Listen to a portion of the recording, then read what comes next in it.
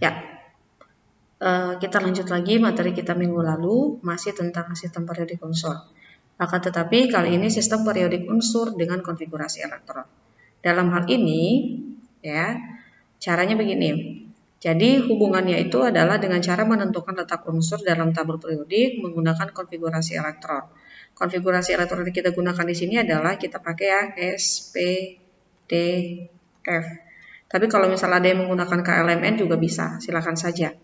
Nah, tapi di sini saya akan lebih fokus ke SPDF, ke konfigurasi elektron mekanika kuantum. Perlu kita ketahui bersama bahwa letak unsur yang dimaksud di sini adalah unsurnya itu terletak pada periode keberapa dan pada golongan keberapa. Namun sebelum kita masuk ke periode dan golongan, ini saya akan review sedikit tentang periodik unsur. Nah, di sini saya memberikan tabel periodik unsur.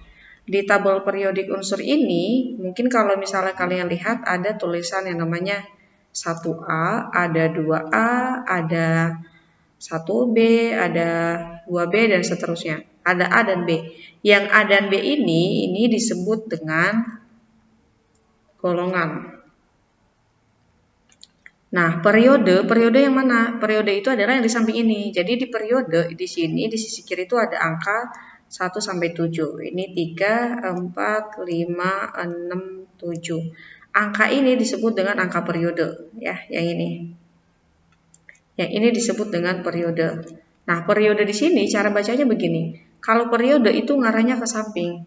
Jadi misalnya hidrogen sama helium, hidrogen dan helium itu mereka terletak pada satu periode, yaitu periode 1.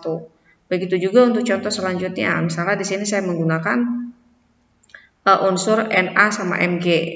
Na dan Mg itu terletak pada periode yang sama, yaitu periode ketiga. Nah, meskipun mereka berada pada periode ketiga, mereka terletak di golongan yang berbeda. Kenapa saya mengatakan demikian? Karena di sini golongan 1A itu adanya Na ada di golongan 1A, sedangkan Mg itu ada di golongan 2A. Ya, cara baca golongan itu dia ke bawah. Jadi misalnya begini, hidrogen, litium, natrium, kalium, rubidium, cesium, dan fraksium itu terletak pada satu golongan 1A.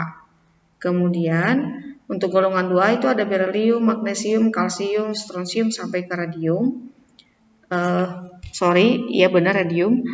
Itu disebut mereka terletak di golongan 2A. Jadi unsur ini cara bacanya ke bawah itu adalah golongan, ke samping itu adalah periode.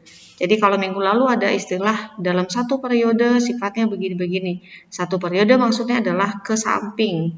Kalau disebut dengan satu golongan berarti dia ke bawah. Oke, next. Golongan ini, ya, biar tidak bingung, golongan itu ada dua jenis. Tadi di tabel periodik itu ada golongan A sama ada golongan B. Golongan itu ada golongan A dan ada golongan B. A ini disebut dengan unsur-unsur utama, ya, atau golongan utama. Sedangkan B ini disebut dengan unsur transisi atau golongan transisi.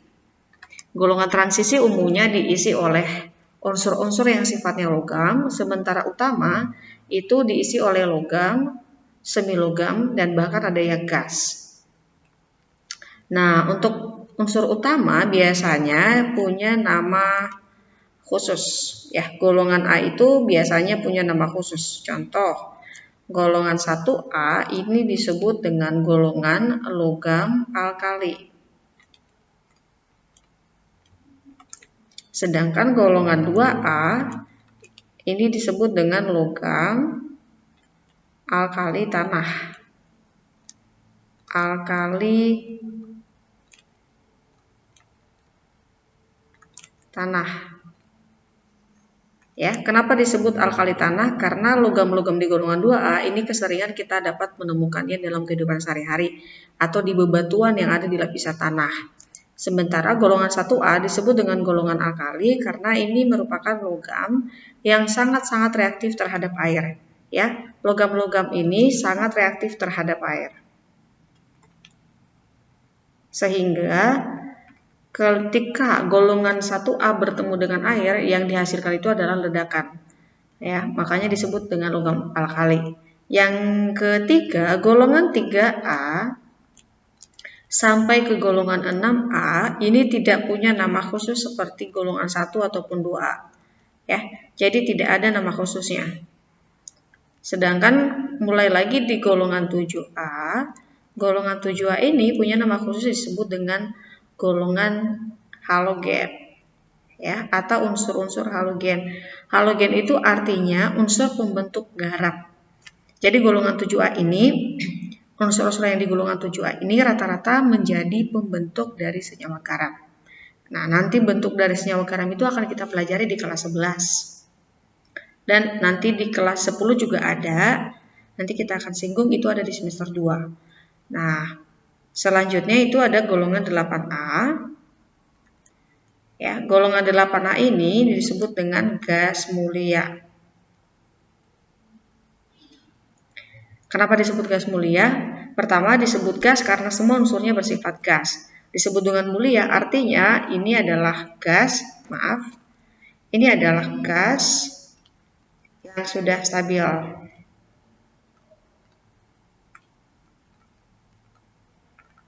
Stabil dalam arti elektrovalensi mereka itu ada dua ini khusus untuk helium, ya, khusus untuk helium, elektrovalensinya 2, kemudian 8 itu adalah unsur-unsur di luar dari helium.